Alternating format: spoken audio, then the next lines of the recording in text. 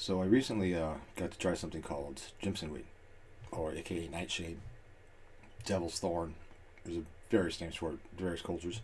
It's got the wet whistle. Various names for it, various parts of the country. They think it started in South America. It was where it's originally indigenous from, but now it's spread all over America, and probably imported and spread. It's a weed. It grows very fast in very temperamental climates, and it has some medicinal properties to it. I remember trying it when I was 14, but it was so long ago I wasn't sure if my memory served me correctly. But it did. It did. Apparently, it did the exact same thing. But basically, you could a couple of different ways to use it. What I like to do. Oh, well, let me tell you about the medicinal properties. It's it's a central nervous system depressant. So it basically will paralyze you, like even like kind of like heroin.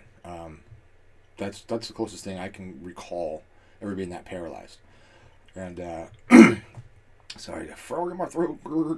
But yeah, it'll basically paralyze you. So it like takes all your strength to like sit up straight, or to like if you stand, there's a high likelihood you're just gonna fall down. So I just I lay there because I know if I get up, it's gonna be trouble because your brain. What's weird though is it doesn't affect your brain. Well, I'm sure it does, but not noticeably. Like you don't feel stoned or drunk, but your body just will not move. Your mind tells your arm to go reach for that drink, and like you're like, and then if you grab the drink, there's no way you can bring it back. So, but you might think to yourself, why? Why would you do that to yourself?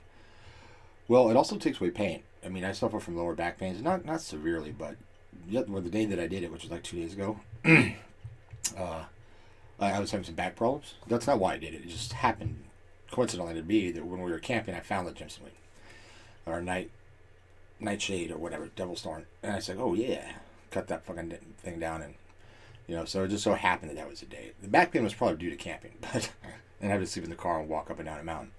But so yeah, I make Lee out of the teas. That's the safest way, according to Google. Like the seeds are people. This drug is deadly. So like the seeds themselves, people. That's how people die is because they eat too many seeds. The leaves, I think, are a little bit more safer. They're not as intense. Just basically boil the leaves. That's what I did. Well, I boiled the leaves, and again, you shouldn't try this at home because it's very dangerous. But my experience, I boiled the leaves, let it sit for a couple hours, strained them, and I drank the juice. Right, tastes like really bitter tea. So I added honey and sugar into this, and I drank it. I didn't drink a lot. I drank like 3 ounces at a time, and I wait for an hour. After an hour, I felt it. I felt some of the effects, but I'm like, okay, I'm gonna push this a little bit further because maybe that's because 3 ounces isn't much. So I took another 3 ounces. Wait an hour. Now I really start to feel it. I'm like, okay, this is a good place to stop. So I was outside smoking a cigarette, and as soon as I stood up, I'm like, whoa, like, oh, it also has hallucinogenic properties, which is awesome. So like, walking and like, it's like every footstep is like all my strength, to get forward.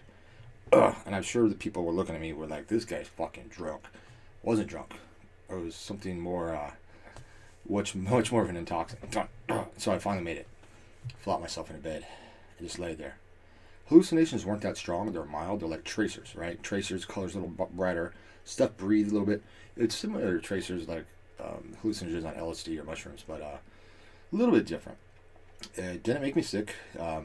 That's the weird thing is it doesn't affect your brain. Like I didn't feel drunk. I mean, I'm sure it does on a chemical level, but you don't feel stoned or drunk at all. So there's definitely medicinal properties. In fact, the shamans used to use it to treat people with pain.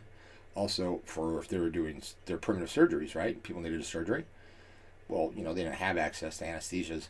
This is very, very close. I mean, you'll be fully conscious of it, but like you don't need like 8 people to hold you down if you have to cut your foot off because you can barely move your leg anyway. So, But yeah, I don't know too much about the history of it, how it was used. I know that witches used it to poison people.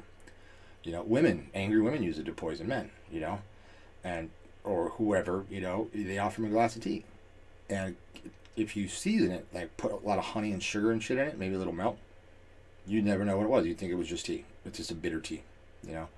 But within an hour, you won't be able to move. Like you'll just be stuck. Like, you know, in the movies when people like, so like I'm not feeling so well, like get up and then it's like tunnel vision, and then it's like, ew. That's what that probably was nightshade, that poison. And I'm sure there's ways to condense it, but I'm not willing to play with stuff that'll kill me. Like, well, not willing to roll those dice with the Jemsin tea or the nightshade. So yeah, that's what I did. Is I made tea out of it. Overall, it was an interesting experience. It's an interesting experience when you tell your body to move, but it won't. Like, and you're like, try again, arm, and your arm's like, nope, can't do it. Like, but, and you try to speak. That's the funniest part. As I was trying to talk to, I had a friend with me, and I was trying to talk to her, and I was just like,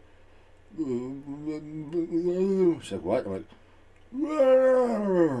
I was trying to tell her to give me a glass of water. Like, my mouth would not say it, and I couldn't point to what I was saying. She's just like, so I couldn't even do sign language, right? But yeah, no, it's an interesting drug. It was wild throughout most of the Southwest, like Southern California. I see it on the side of the freeway.